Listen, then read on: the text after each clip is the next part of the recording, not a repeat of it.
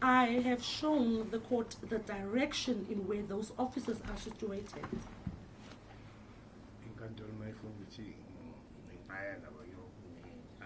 And if the court wishes to go see that officers, we can go. And in that office on the first, second floor, was it permanently occupied by someone, or what's the position? Manje lawo ma-office lawo ke lapha ngaku ground first floor nje busho ke lapha ke lawo ma-office lawo lelo office lethu noma lawo ma-office lawo ke bekunomuntu ohlala kuwona ke permanently noma yes, they occupied those offices permanently. That is part of the security branch members. And who were the officers that occupied those offices? Manje ke bani ke amaphoyisa bewe occupy lawo ma-office lawo. Colonel Sons. Colonel Sons.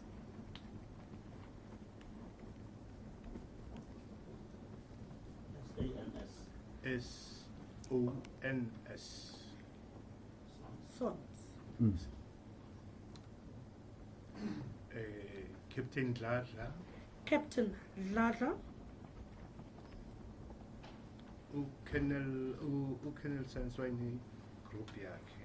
Colonel Sons had his own group. I will also start remembering them bit by bit. Constable Herbert. Constable Herbert. And Herbert, 10th floor for Yukon. There's another constable. Sorry, ma'am. There's another Herbert on the 10th floor, which was a white person. My lord, not a white person, my lord. No. Interpreter, madam. This is the 10th floor. Yeah. So say in Zanzi, colored. Oh, my lord, can I just correct that? Constable Sons, that was on the ground first floor, is a colored nationality, and then Constable Sons on the 10th floor is a white person. Herbert. Yeah. Sorry, my lord, Herbert. Constable Herbert on the first floor was a colored, and Constable Herbert on the 10th floor is a white person. And Lloyd? Who Lloyd yena?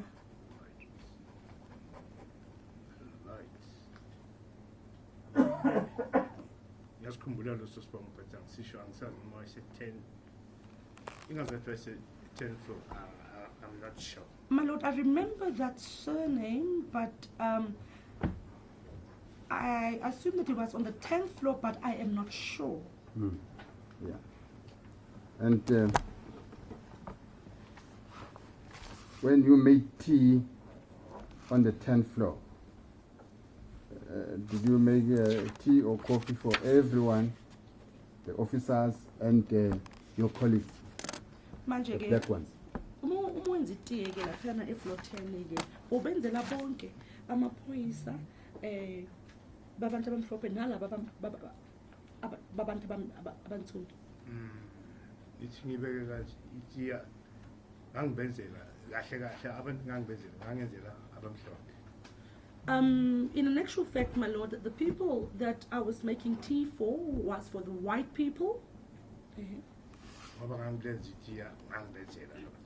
Because I was making tea, I would also make for the black people, the black officers. But your mandate was to make it for white.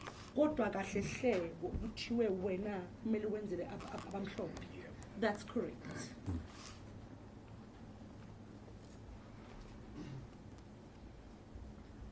And from the looks of the documents that I've gleaned, some of these white officers were younger than you. Ngokubheka kwami ke kulamaphepha engaphethe ke la abanye babo lama officer lawo noma lamaphoyisa lawo bebe bancane kuwe. Yeah, but bekhona bebe bancane. Yes, there was who were younger than me.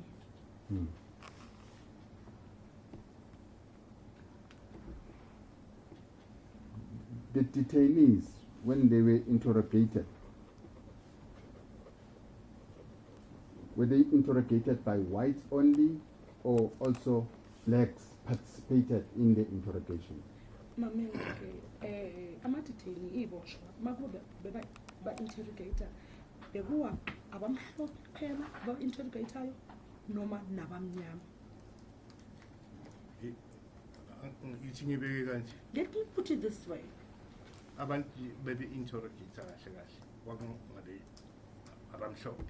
The people who were interrogating was the whites.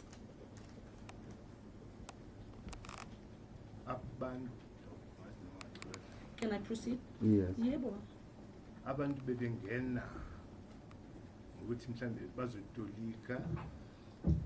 The black people would be there to interpret. Noma bathathe amatithini mhlambe ufunge toilet, or they would take the detainees, taking them to the toilets. babengabathathi kwakumsebenzi wabantwana ukuthi amatithini mayifunge toilet athathwa ngabantu.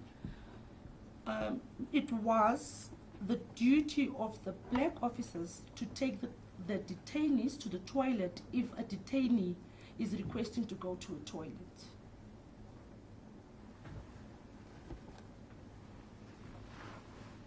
Whites wouldn't do that. Whites would not do that. Abamhlophe bebangeke bakwenze lokho. No. Angisho ukuthi babengeke bakwenze, but accidentally ngayibeka kanjani kwangenzeka. Okay, let's say not that they wouldn't do it, but I can rather say accidentally they would. Yeah. You informed this honorable court that you were informed to report at the special branch offices. That was done without you applying for that post. Uyawachaza inkantolo ukuthi wena watshelwa ukuthi kumele hambe manje ureporta lapha kwi special branch kuma special branch. Lokho kwenzeke wena ungapply nokwapply. That's correct.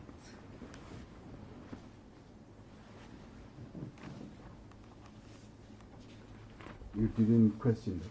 Azange ukubuzise lokho. Azange question ngoba ngasikhathi ngijoyina isiphoyisa sakudala kwakuthiwe bazokuthatha bamukuse anyway la eSouth Africa. Okay. My lord, I did not question it. I joined the police force at those years long time ago, and I was then told that you can be taken anywhere around the Republic of South Africa.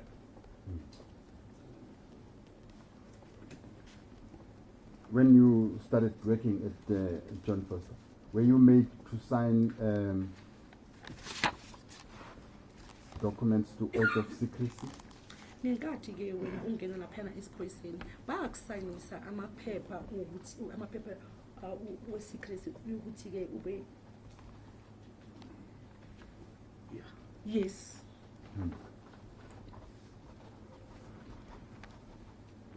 Tell us more about that. Awusitshele kabanzi ngalokho.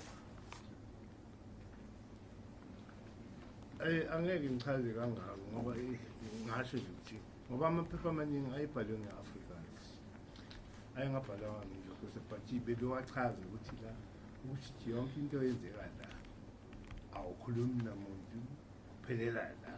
My lord, I do not understand exactly what was written because most of the documents were written in Afrikaans, but they would explain it to us. And what I know, what was said was that everything that happens here should stay here. Nento ibonayo ubonayo ukwenzekala ubonayo awukhulumi nabantu. And also, what you see is happening here, you should not tell anyone, you should not speak to anyone about it.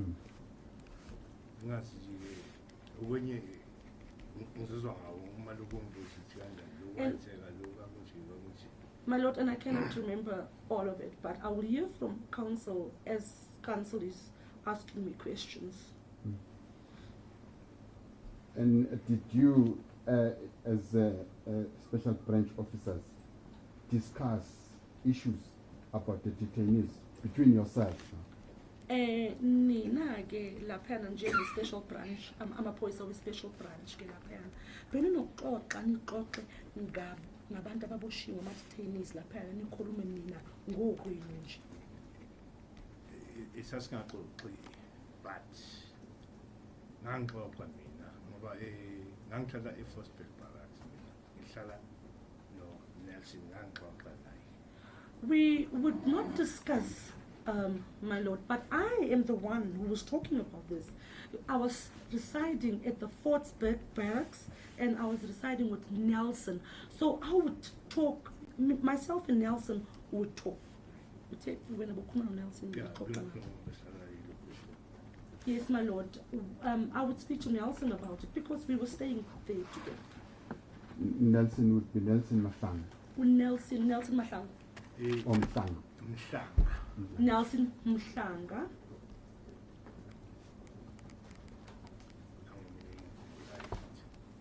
There's another person that I remember, my Lord, that was also based on the 10th floor. Stephen Whitehead. Stephen Whitehead.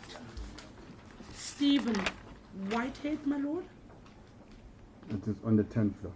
Good 10th floor. Yeah. That's correct. There's another Whitehead that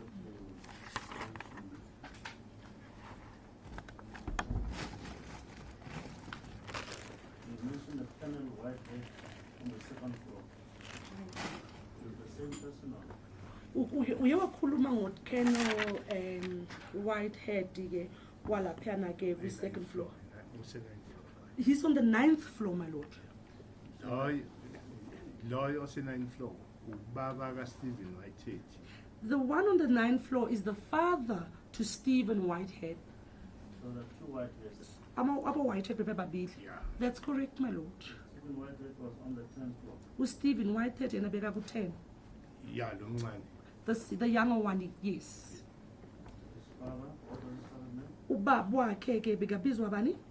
Igama lakhe lokuqala angimazi but Whitehead. I do not know his first name, my Lord, but he is also a Whitehead. He was on the 9th floor. Yena beka ku 9th floor. Yeah, he's cool.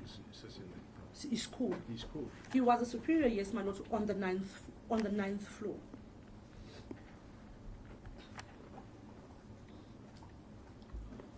I'm sorry, Mr. Nyampulam, what was the rank of the one on the 10th floor and what was the rank of the one on the 9th floor? The white. Oh, lo Whitehead ke beka lapha ku 10th floor. I-rank yakhe beyithini? Ngagcina a-warrant officer Whitehead.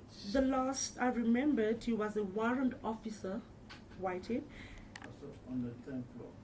Low 10th floor. That's correct, my Lord. There was a junior Whitehead, Stephen. Bego junior ke Whitehead Stephen. Yeah, Stephen. That's correct, my Lord. Lona umbuzo usaqhubeka ucancel bekabuza ukuthi lo omunye ke ku 9th floor yena uWhitehead. Lo ose 9th floor ngoba ngithiwa isikole i-ranking ngoba ngangakwazi kahle lapha ngokungaba i-brigadier, colonel, ilawo ma-rank la kuyaphezulu. Okay. My Lord, the Whitehead on the 9th floor was superior. I was not so sure of the ranks at that time, but he was either a brigadier or a colonel, Whitehead. I'm also remembering another person. Colonel Olivier. Colonel Olivier.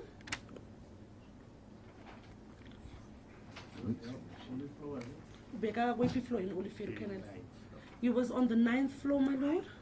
Yeah, you've already mentioned. Yeah. So busy. Yeah. And were you allowed to talk between or amongst yourself about the conditions of the detainees? Was it allowed?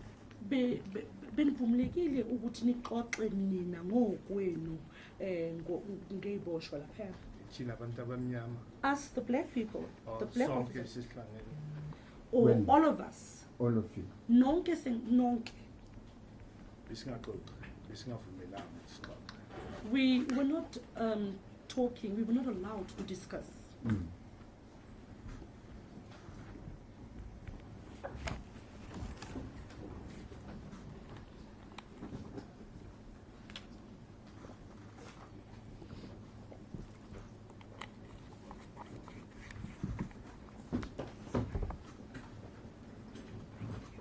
And you told us that at some stage you would knock off at 4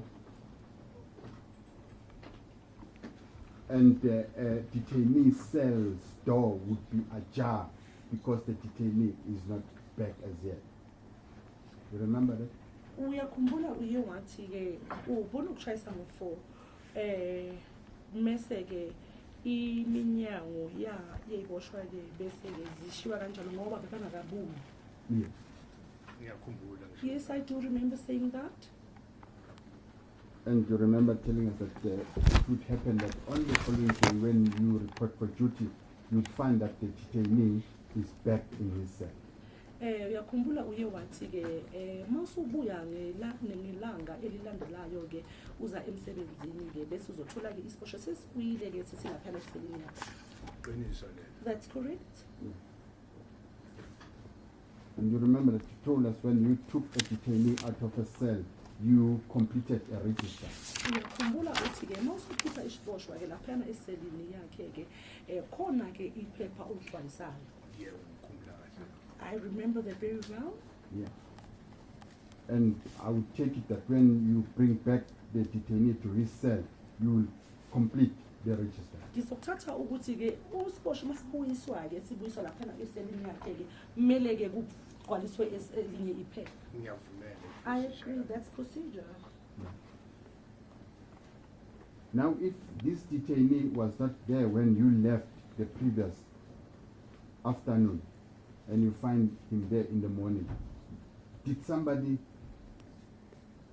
complete the register as to when that detainee was brought back to his cell? Manje ke makungenzeka ukuthi ke isiposho sithathiwe ke singakabuyiswa wena uzuchayisele. Khona umuntu mhlawumbe bekagcwalisa lelo phepha lelo makube uyalibuyisa le i-detainee ambuyisa lapha emaselini. I-procedure injani ukuthi kumele agcwalise. That procedure, the document must be filled.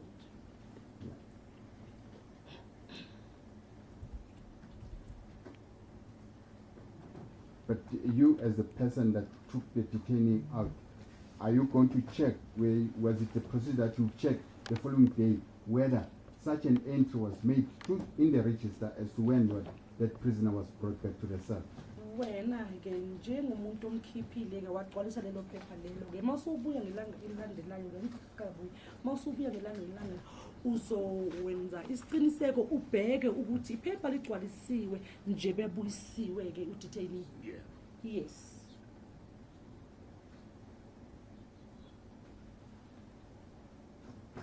So, for instance, if the detainee was brought back at 11 p.m.,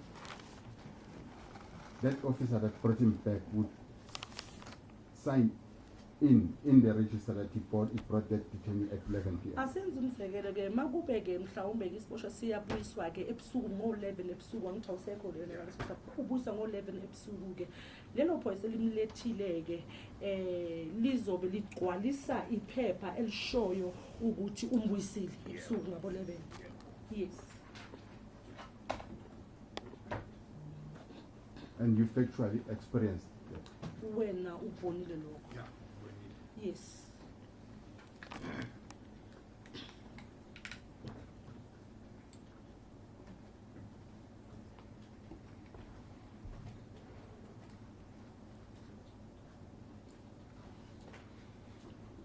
Have you ever noticed in that register now where an entry was made that a detainee was taken out after hours, after you've left? Have you noticed it?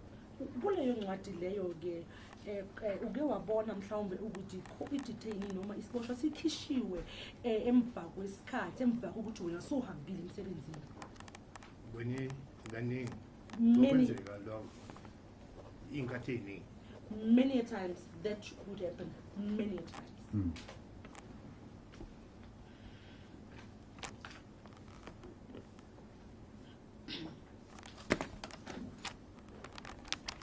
Now, you black officers on the 10th floor,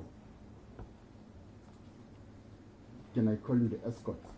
Manje ke nina ke amaphoyisa ke wabantu abansundu nginganibiza ukuthi ngama escort.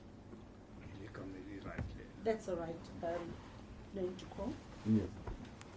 Did you all knock off at 4? Nonke benishayisa u4.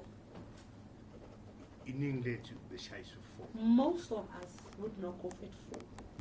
Angazi noma ngachaza kuya phambili. Can I explain that in detail? Please. Yeah. Bathi ngasasa uzowuzwa ukuthi abanye bebesebenza ebusuku. But the following day, I would hear that some of them did work at night. Besebenza nabelungu. Basebenza nabelungu.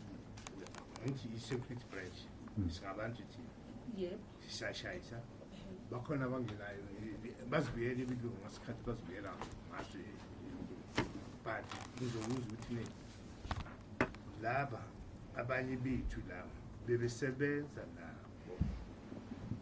Nabo abelungu. nabo ebelungu.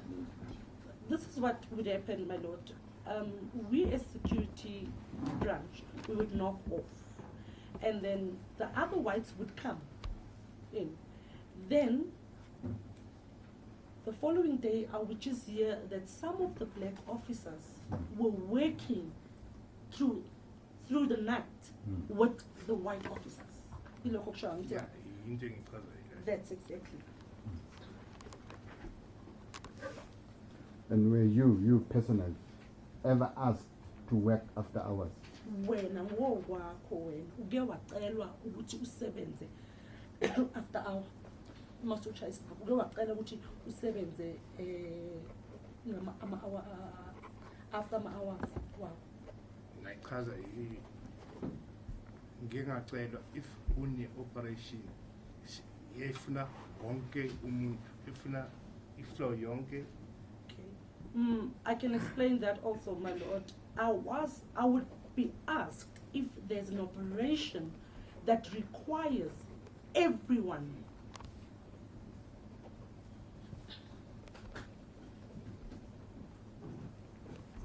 What type of an operation would be that? The operation enjani ke leyo? I-operation yokuthi ukuthi kuyoboshwa mhlambe bebithatha ijidini kumele liyokhomba likhombe. For example, my lord, if they need to go and do arrests, they would take a detainee. Detainee must go and do a pointing out.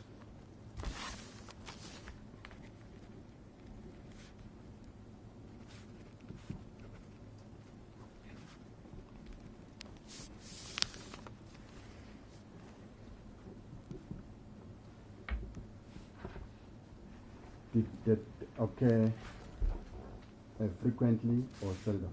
Lokhu bekwenzeka kaningana noma bengasinto eyenzeka njalo. Bengasiyo into eyenzeka njalo but into yayenzeka. It was not something that was happening. It was happening. It was not something that was happening frequently, my lord, but it was happening.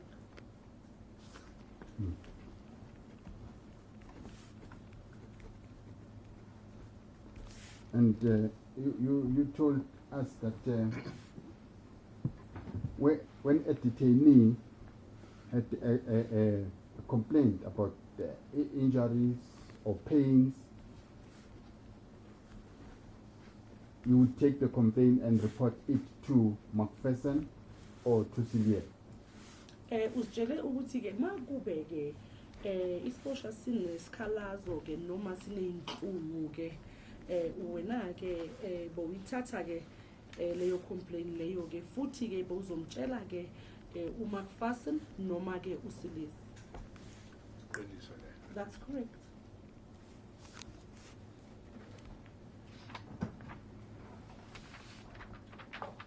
Were you given any reason why you should do that? Wanikezwa mhlawumbe isizathu sokuthi yingani wena kumele ukwenze lokho? Yeah, isizathu yengangiyoza ukuthi yimi engangijuna yimi owawugcina lapho. Yes, the reason was because I was the most junior. I was the last one there. And would you, what would McPherson or Celia do with this complaint? Normally. Okay. uMcPherson ke naye usilile lona ke be nokwenzani ke ngaleyo complaint umnikeze yona ngenjwayelo. Enjwayelo i-complaint eyinika uMcPherson uthi ke muzothatha ayimuse ema-ofisini i-10th floor kuma-officers. Normally, McPherson will tell me that he would take the complaint to the 10th floor. That is normal.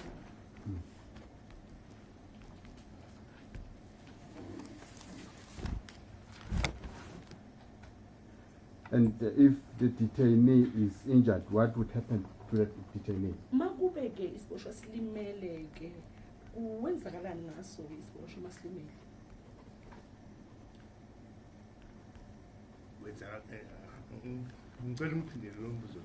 Can you please repeat that question for me?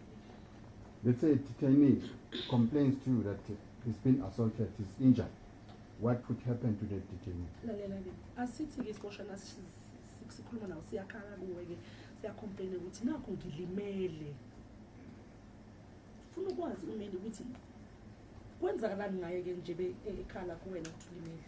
Uma ikhala kumina athi ngilimele mina ngithatha i-complaint ngiyasho ngiyayithatha nginikeza uMcPherson. McPherson athi ngizayithatha ngimukise le e-10th floor ukuthi kuzokwenzakalani. Kuyobonakala khona. My lord. Uthi yaya ka-doctor noma kanye but mina wamsebenzi wenzile. uMcPherson naye futhi enze wakhe nalabo mabethulile nabo futhi babona ukuthi benzani shaya kwa-doctor noma si. If there's a complaint of a detainee that's been injured, I would report that to McPherson, and McPherson would tell me that, okay, he's now going up to the 10th floor and is going to give that report or that complaint to the officers on the 10th floor. Then the officers on the 10th floor would then decide if detainee would be taken to the doctor or not. And let me ask you this way. The doctor, did he have days, normal days on which he would come to look at the detainees, or was he called on special occasions?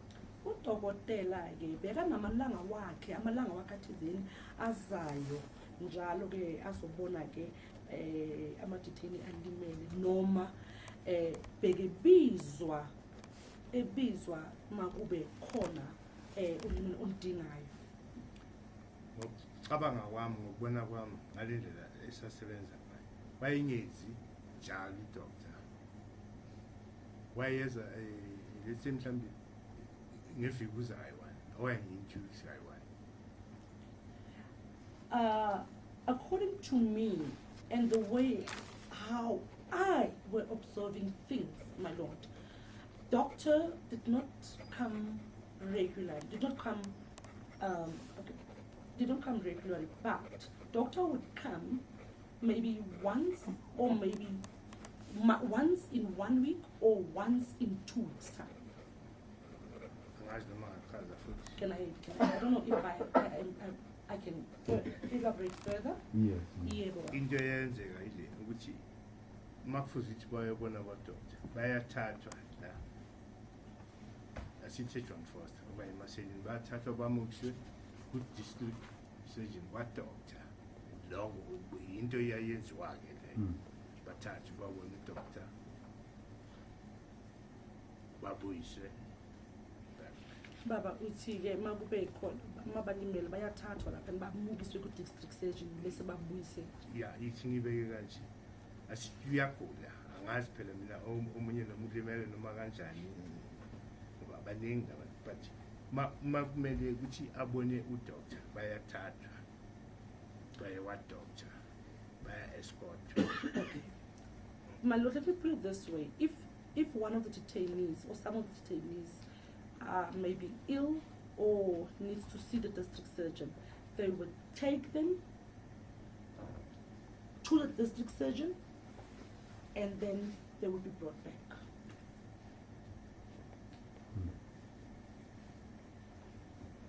And the district surgeon is the same doctor that came to John Foster Square to see a detainee.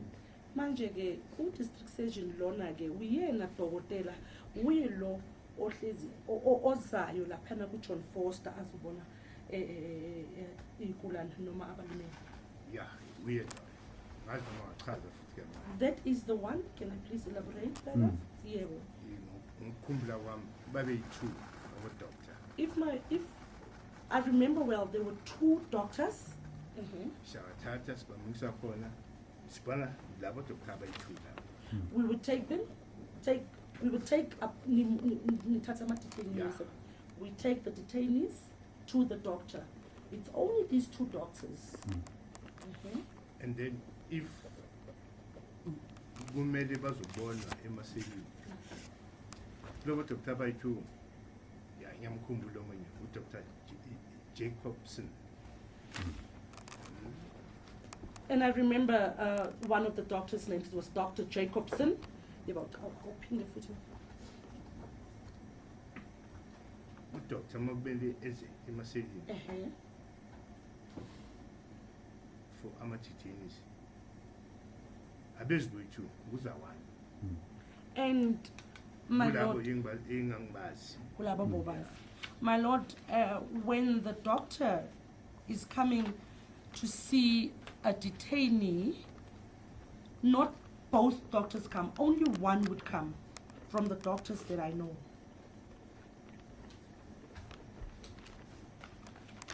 And this would be a schedule. In other words, it's a determined date that on a Monday or Friday a doctor would come and see detainee. Lokhu bebe kuyischedule sokuthi ke udoctor mhlambe ngo Monday nomsonto noma ke ngolesihlanu udoctor uzobe khona. Yeah. Yes.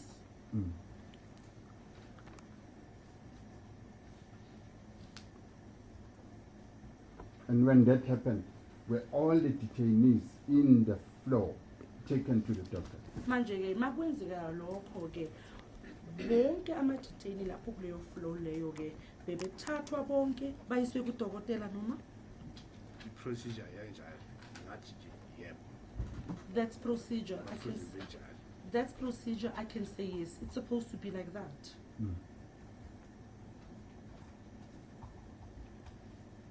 Did it ever happen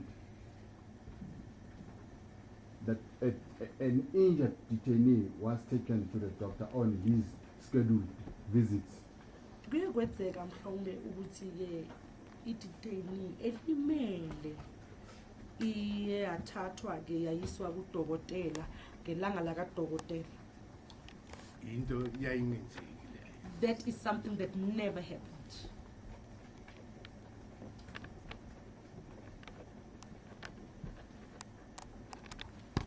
An injured detainee would not be taken to the doctor on the scheduled visits. I-detainee elimele ngeke ayiswe kudokotela makube ilanga lakadokotela. Mina into engangibona That- yenzeka ngaphambi komhlaba. Okay. My lord, there is something that I have witnessed that happened right in front of me.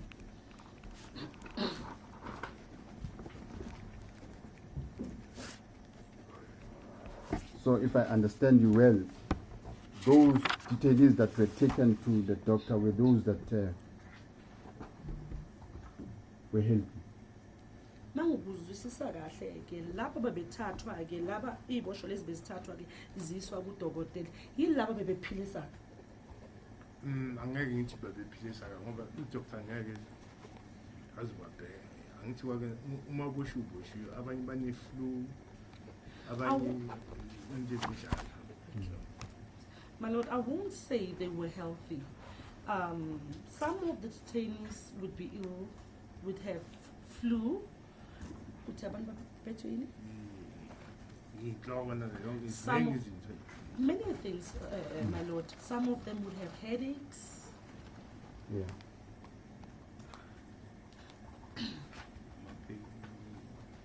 And some would have pains. Some of them would have just pains.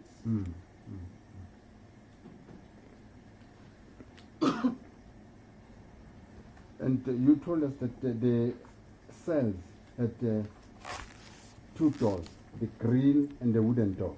Usitshele ukuthi amasela laphayana ke aneminyango emibili ke umnyango we-green nalo mnyango we-wooden door. That's correct. And if I understood you well, you said the uniform branch officer would lock the green. Manguzwisisa kahle ke futhi uye wathi ke laba be-uniform branch ke amaphoyisa we-uniform bona ke bebekhiya umnyango lona we-grill.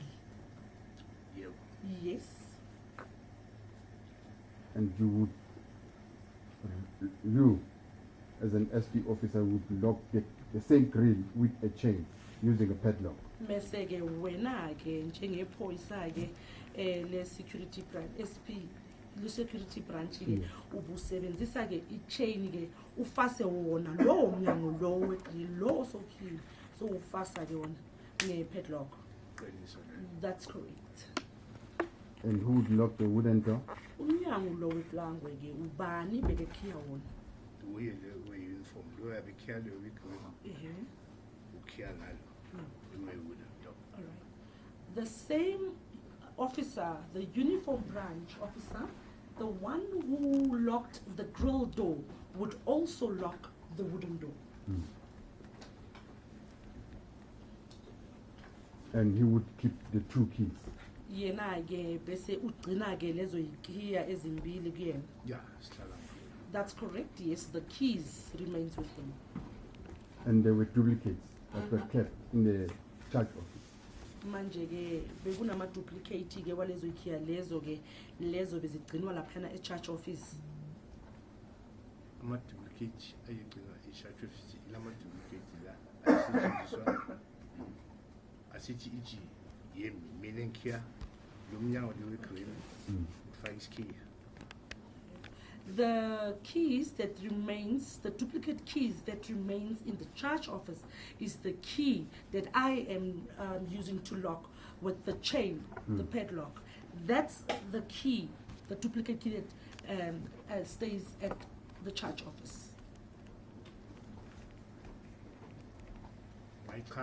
I can explain that.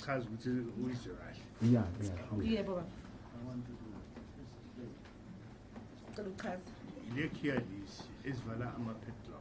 These keys that's closing the padlocks, my lord.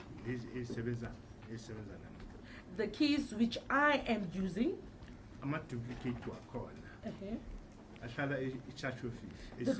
The duplicates of those keys stays in the church office, kept in the safe.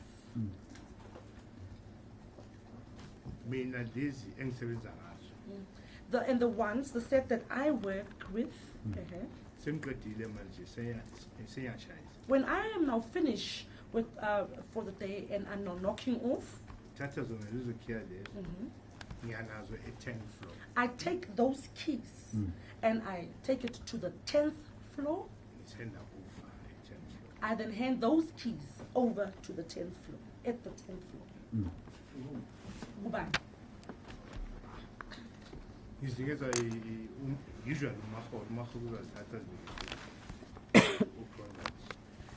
Usually I would give the keys to Mahora, and then Mahora would then give those keys to Conrad.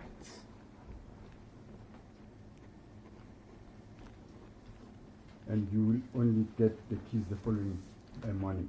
Wena-ke mese uthola lezo key lezo-ke ngelanga elilandelayo-ke ekuseni. Yeah. That's correct.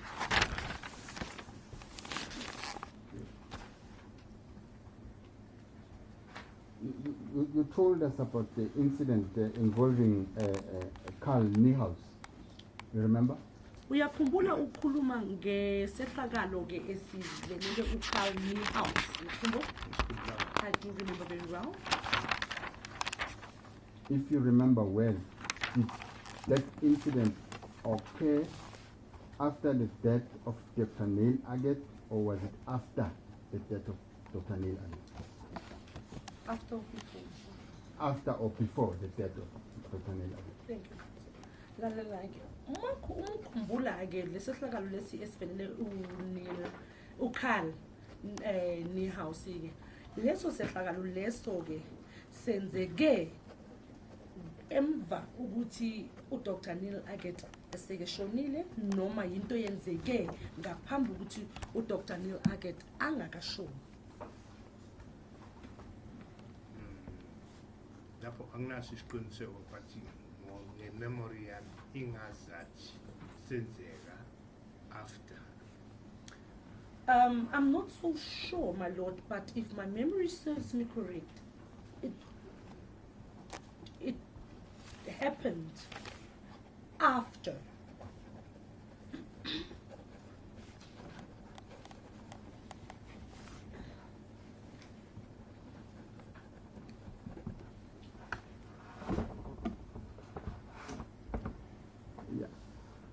What happened to Neil? You said you found him being taken on a stretcher. What then happened to him?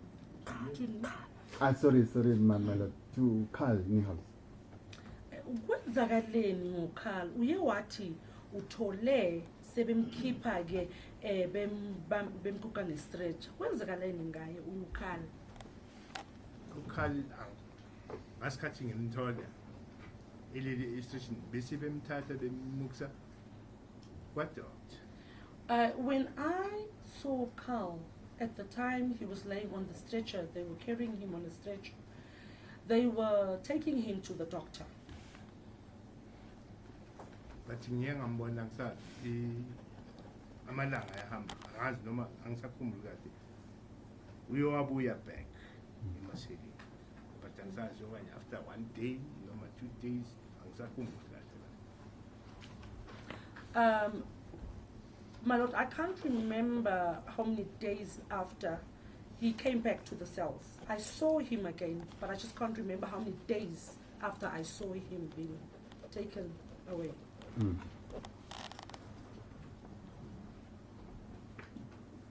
Was it ever said how, okay, did they say what was wrong with him? Baye basho ukuthi yini emphethe? They did not say. They only told you to go and report that he was trying to take his own life. Obakutshele kona. There was, can you please repeat They that for only me? told you that you must go and report at the 10th floor that Carl was trying to take his own life. Abakutshele kona phela bathe kuwena uhambe uyoreport laphana efloor 10 ngoba uCarl bekafuna ukuthatha impilo yakhe. That's correct. Yeah.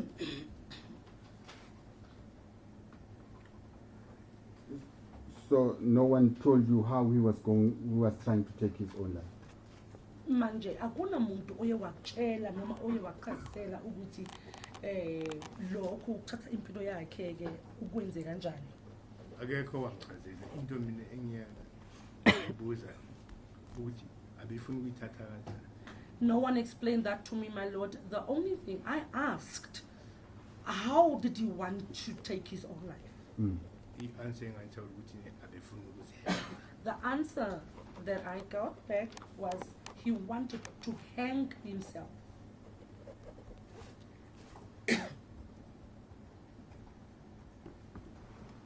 Mm.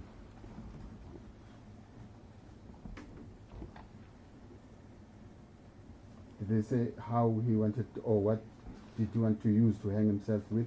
Baye basho ukuthi yini ufune ukuzihenga ngani noma yini into bekayisebenzisa ukuze akwazi ukuzilengisa. Nami ngabuza lo mbuzo lozo ngoba ngangifuna ukwazi but azange ngithole impendulo. I also asked that question because I wanted to know, but I did not get an answer.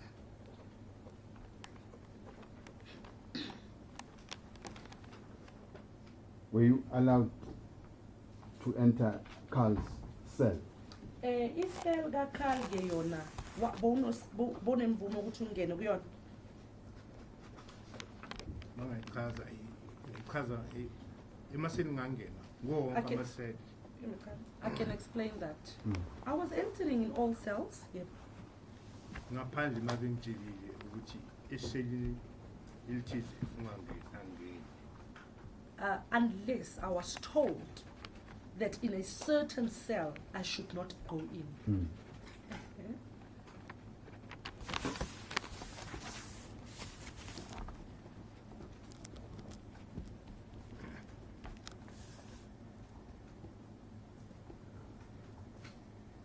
If you have entered Carl's cell, did you see anything that he would have used to take his life?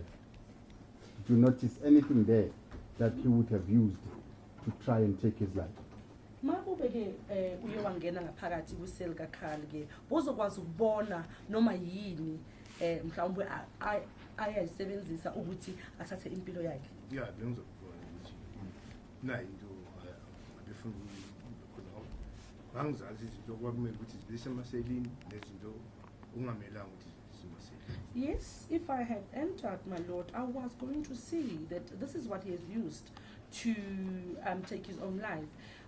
Because I knew what was allowed inside a cell and what was not allowed.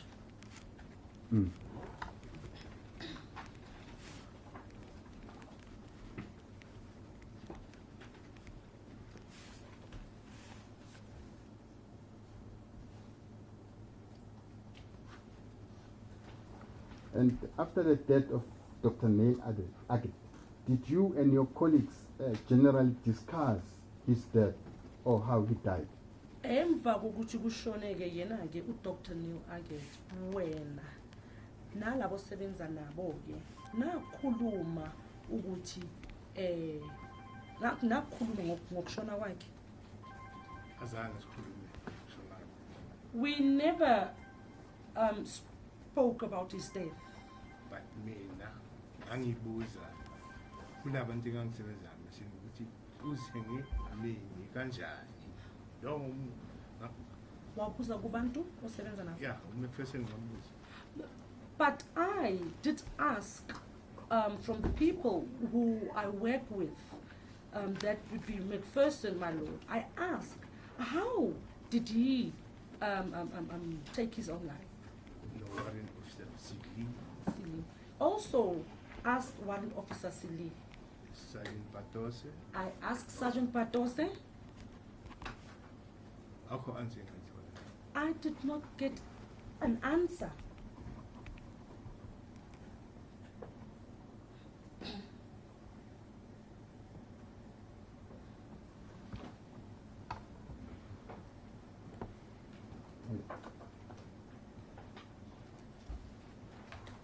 Were you shown the cell in which he allegedly hanged himself? Waboniswa noma watshengiswa isel leyo ekuthiwe uzihenge lapho uzilengise lapho. Into engafuna ukuyazi ukuthi uzenge ngibisele. Azange ngiboniswe lo sel. Nesithombe azange sibone. My lord, that is what I wanted to know, but I was never shown the cell. And also The photo the photo eyisini the photo of the scene was also not shown to me. angazi noma ngachaza ngifuna uchaza nje la. Can I just celebrate there? Yes. Yeah, Baba. Ifoto ye-photo eyisini la esevela esehenge kanje ngikhonjiswa manje semkhonjiswa abanye uFrank Datini. Bring that. Frank The Datini. photo of the scene where it where it's depicted that he, Yeah. that's depicted that he has hanged, and the witness is demonstrating, my lord, by touching his neck, his upper neck. I only saw that picture only now recently, and I was shown by Frank Dutton. Can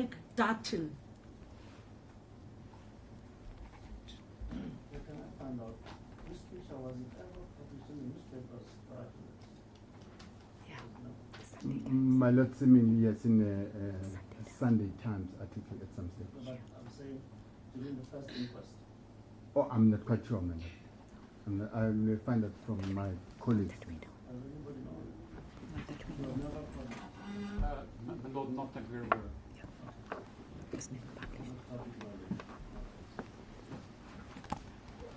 When was the Sunday Times presented? After the announcement of the reopening? Normally, if I understood well from Miss Jill, is it Miss Jill Perez? Lord, I understand that the photograph in question was raised by Elizabeth Floyd in her evidence, and she mentioned that that particular Sunday Times edition was published, we believe, in the late 1990s, and then we are trying to undertake a search of the digital library. Now I remember. Thank you very much. Thank you, my lord. And Mr. Nyampule, you yourself knew, or should I ask, did you know Dr. Aggett self? When I get Bolazi is sell laga Dr. Aggett. Yeah, mina ngoba ngisebenza ngangilazi. Isele ngangilazi. Ngacorrect. Yes. Yes, I knew the cell, his cell. Bolazi cell. Yeah. Yes, I knew the cell, yeah.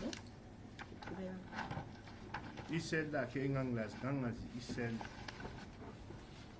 elingaphakathi elingekho ngaphakathi. Elingaphakathi mangithi ngaphakathi elingekho ukuthi ubone istrategy ngaphandle ngomile ubheka. Yila masela angaphakathi.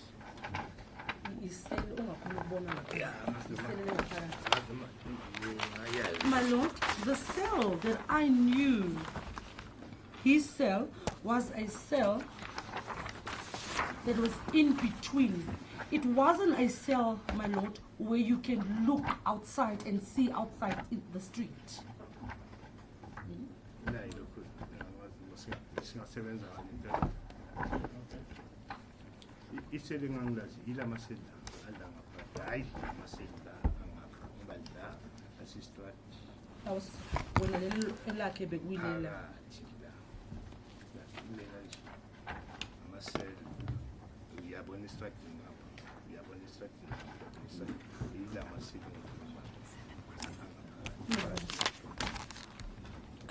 My lord, witness is saying these were cells, and all these cells here that's depicted here, my lord, are facing to the street. These cells here are cells that were inside, my lord, that cannot look out to the street. There's no view to the street. And Dr. Aggett's cell was one of the cells that was inside, my lord. Yeah, thanks. And you were obviously with us when the court did an inspection in loco at the John Foster Square. Ubunathi angithi ngenkathi ke inkantolo iphumile lana iyenza inspection in loco. Yep. Yes. And you saw the cell in which Dr. Aggett was allegedly in when he hanged himself. Futhi ke ulibonile ke iseli ke leli uDr. Aggett beke kulona ke nje bekuthiwe uzilengise lapho. I saw it. Was that his cell? Bekuyiseli lakhe lelo. Lelo angeke ngibe 100% ukuthi kuyisele lakhe. That cell, my lord, I won't be 100% sure that was his cell. But is it one of the street-facing cells or not street-facing? Manje ke lelo cell lelo ke esikhuluma ngalo ke manje bekuyi cell lelo ebeli khona ukubhekela ngaphandle estradini noma yebo kuyisele okwazi ukubanga lelo enilibona lapha ku inspection. lesibona The cell my lord is one of the cells who you can look out to the street, the one that was shown to us. And that was allegedly cell B209. Leyo ke beku cell B209. yeah. Yes.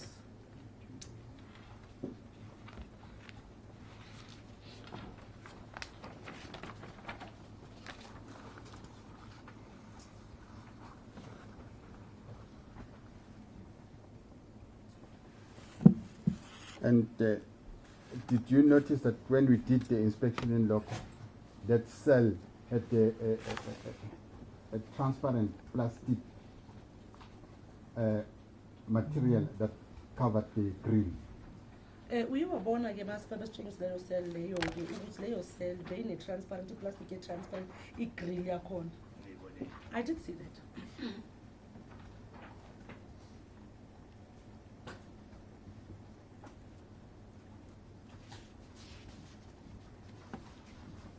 If you may try to remember, if possible, during those days when Dr. Neil Aggett allegedly hanged himself, were those plastic cover there on those grills, or you can't remember?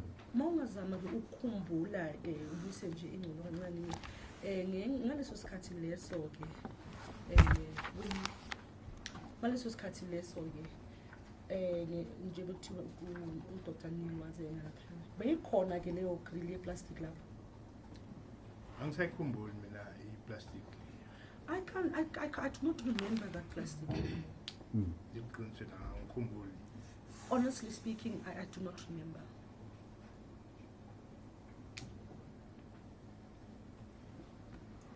And you wouldn't know when those plastic covers were inserted on those cells. On those Futhi grills. angeke uzuwazi ukuthi lawo ma-plastic lawo ke abekwe nini ke noma afakwa nini lapho emaseleni. Yes.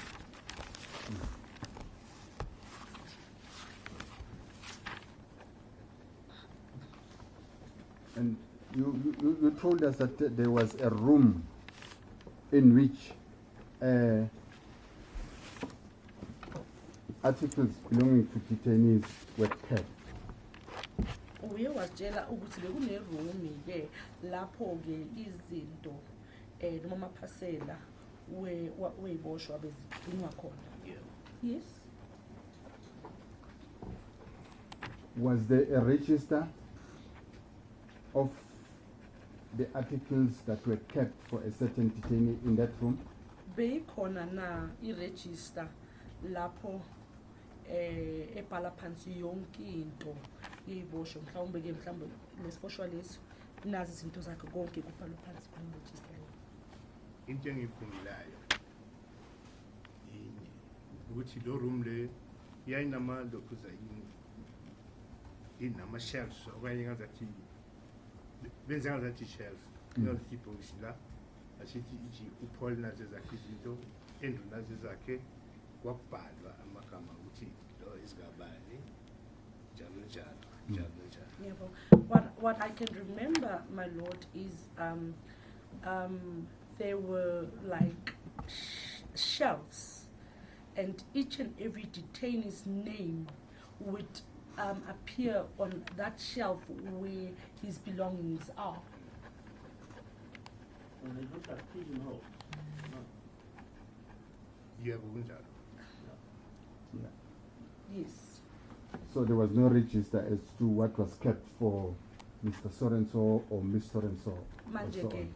beyingekho i-register ebayigcinile laphana no abakhona ukubhala ukuthi lokhu okwasibanibani lokhu okwasibanibani. Lapho ngifunqamba angikhumbuli. I don't want to lie, my lord, I do not remember.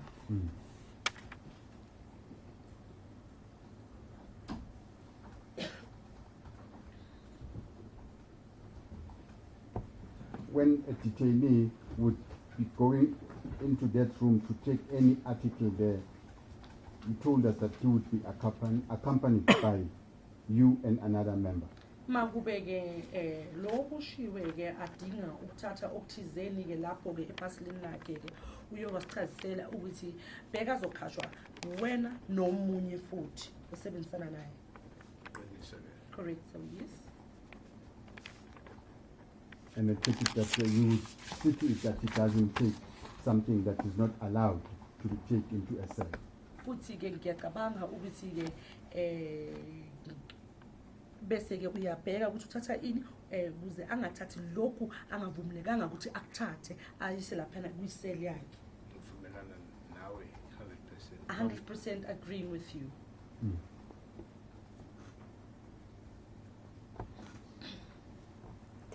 You've seen that kukoi that was said, that resembles the kukoi that was allegedly used by Dr. Neil to hang herself. You saw it?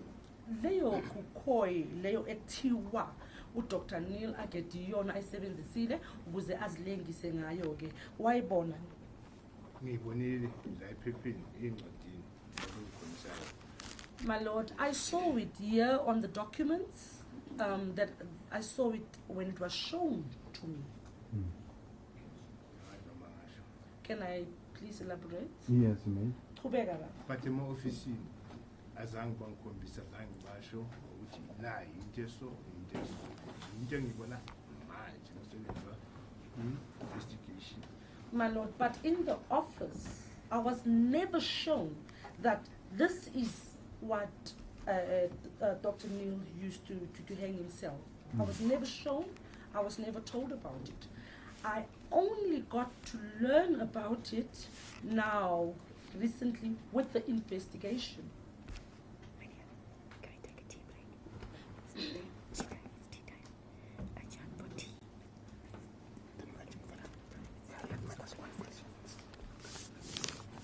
And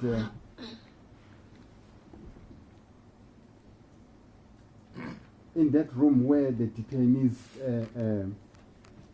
articles or parcels were kept or clothing, did you see a kukoi resembling that one? Manje ke laphana kulelo office noma kulelo room la bekugcinwa khona ke amaphasela wabo ke iboshwa ne noma lama detainee in Dr. Neil's parcels. Dr. Neil's No, anyone. Anyone's. Yeah. Thank you. Wabona mhlambe kunoma ubani laphana ke ezintweni zabo ke into efana nayo le kukhoyi abayibiza ngayo. Azange ngibone into efana nale. I've never seen anything similar to that thing.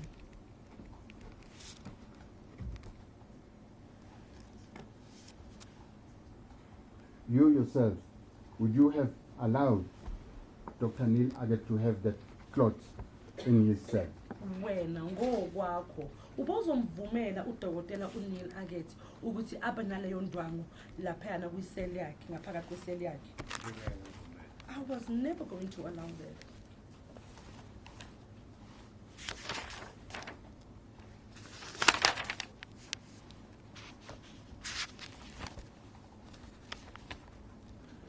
Let's say a detainee insists on taking an article that you feel is not safe for him to have in his cell, but the detainee insists, what would you do? Asithi ke isiboshwa siya foster ukuthi manje abe nento ahambe ngento lapha kumaphaselo wakhe ke ahambe nayo kwiseli yakhe uyaya foster ngivumile kangokuthi ahambe nayo wena bungenzani bowenzani uma kube uyafoster ukuthatha leyo nto leyo ekungamelanga ukuthi angene ngayo eselini yakhe. Kwangeke. It would never happen.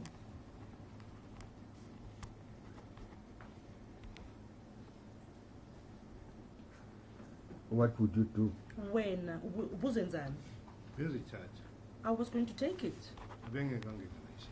He would never go with it inside the cell.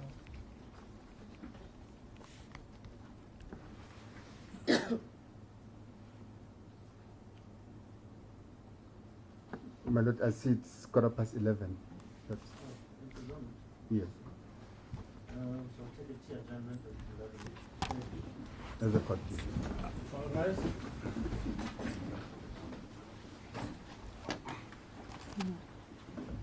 You need to take it further with him. Joe says, when was the last time you saw Aggett? Keys, no, you need to read when was the last time you saw Aggett? And then,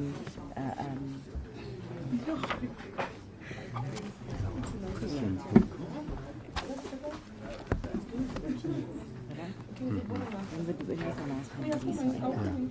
Right? You need to take that. And then you know this question about the safe keys, no? That question you left it incomplete. Yeah. Remember he said that there was Let's a go. Let's secret complete safe. this one first. Yeah. Where last When last did you see Dr. Aggett? you see, Dr. Aggett. I guess yes. Yeah. What's the relevant? You of know this why question? it's relevant? Because, I mean, here's a person that's coming out and taking them every day, taking them to go to the bathroom, come back and take their things.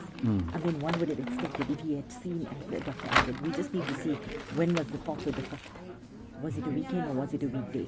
Because remember, Monday to Friday,